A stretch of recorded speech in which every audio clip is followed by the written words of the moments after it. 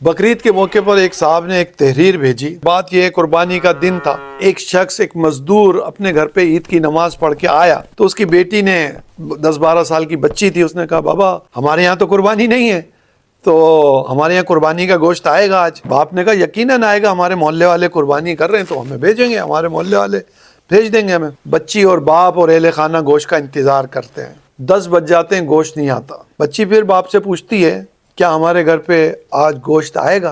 बाप बड़े तसल्ली से जवाब देता है बेटा क्यों नहीं आएगा, हमारे मोहल्ले वाले, हमारे रिश्तेदार कुर्बानियां कर रहे हैं, जरूर भेजेंगे हमारे घर पे गोश्त। टाइम गुजरता है, 12 बज जाते हैं और गोश्त नहीं आता। सुबह से घर वाले भूखे बैठे हैं कि अब बकरीद का गोश्त आएगा तो बकरीद के गोश्त से नाश्ता करेंगे, लेकिन कहीं से गोश्त नहीं आया। बच्ची फिर बाप के पास आती है और कहती है बाबा गोश्त कब आएगा? बड़ी बहन उसकी कहती है तुम्हें क्या जल्दी है, आ जाएगा गोश्त। अब बाप को भी तशवीश होती है कि 12 बज चुके हैं, जानवर तकरीबन अहले मोहल्ला के कट चुके हैं और अभी तक के गोश्त हमारे यहाँ ना पड़ोस से आया ना रिश्तेदार से। बाप ज़ोहर की नमाज़ पढ़ने चला जाता है। ज़ोहर की नमाज के बाद बाप घर आता है। बेटी का सवाल होता है कि बाबा अभी 2 बज चुके हैं, अब तो भूख भी बहुत ज़्यादा लग रही है, कहीं से भी गोश्त नहीं आया। अब बाप हिम्मत करता है, जो इंसान की खुददारी होती है उसको थोड़ा नीचे करता है और बेटी का हाथ पकड़ के बाहर निकलता है। पड़ोस का दरवाज़ा खटखटाता है और एक साहब से कहता है कि हम आपके पड़ोस में ही रहते हैं, माशाल्लाह आपने कुर्बानी करी है, शायद गोश्त देना भूल गए। वो शख्स कहता है सुबह से भिखारी आ रहे हैं, अब और नए भिखारी आ गए। भाई आप मेरे पड़ोस में रहते हो, कोई एहसान थोड़ी किया है आपने, कोई गोश्त वोश्त नहीं है। उस शख्स के आंसू निकल जाते हैं, लेकिन वो अपने आंसुओं को छुपाता है ताकि बेटी को पता ना चले, और कहता है कि शायद गर्मी बहुत ज़्यादा है तो ये साहब कोई गुस्से में होंगे तो इस वजह से ये बात कर दी, चलें आगे चलते हैं। अब आगे जाते हैं, एक पड़ोस में डॉक्टर साहब रहते हैं। डॉक्टर साहब का दरवाज़ा खटखटाते हैं।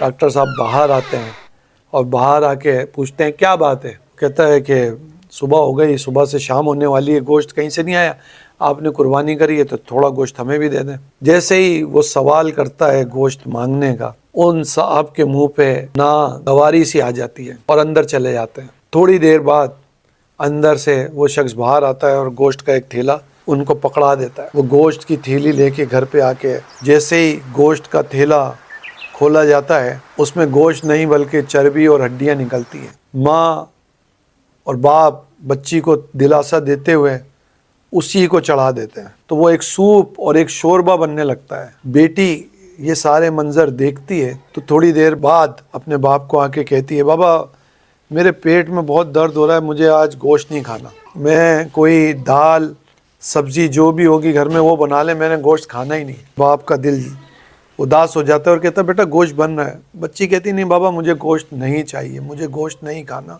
मेरा पेट सही नहीं है। बाप उदास होकर अपने कमरे में चला जाता है। थोड़ी देर होती है, दरवाज़ा बजता है और एक शख्स दरवाजे पे आके कहता है जमील सब्जी वाला हूँ, आपके यहाँ सब्जी बेचता हूँ। तो हमारे यहाँ किसी साहब ने 10 किलो गोश्त भेजा था, हमने तो इतना गोश्त खाना नहीं होता, फ्रिज हमारे यहाँ है नहीं, मैंने कहा आपको ये 3 किलो गोश्त पहुँचा दूँ। वो सब्जी वाला उनको गोश्त दे के चला जाता है।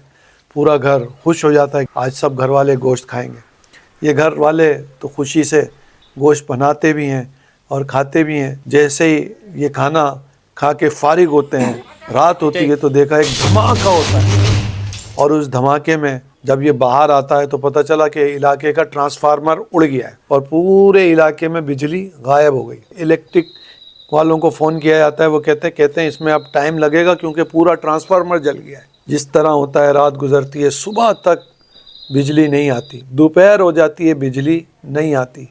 ईद का दूसरा दिन है, शाम को ये शख्स बाहर निकलता है तो देखता है कि जिन शख्स के घर में कुर्बानी थी वहाँ गोश्त बाहर पड़ा हुआ है और उसे कुत्ते खा रहे। रात भर बिजली नहीं थी, जो गोश्त फ्रिज में रखा गया था वो सब ख़राब हो गया और उसे बाहर फेंक दिया गया। अब ये कुर्बानी का गोश्त जो हकदार तक ना पहुँच सका, आज गली के कुत्ते खा रहे हैं। अपने कुर्बानी के गोश्त को उनको दीजिए जो पूरा साल गोश्त नहीं खाते। जो रब इस बात पर कादिर है कि आपको कुर्बानी के लिए माल अता फरमाता है, वो रब इस बात पर भी कादिर है कि आपको रोज़ गोश्त खिला सकता है। ये गोश्त का हक उनका है جو پورے سال اس سے محروم رہتے ہیں۔ آج کل ویسے ہی کراچی کے اندر یا پورے پاکستان میں لوڈ شیڈنگ ہے، اس گوشت کو بھرنے کا کوئی فائدہ نہیں، اس کو جمع کرنے کا فائدہ کوئی نہیں۔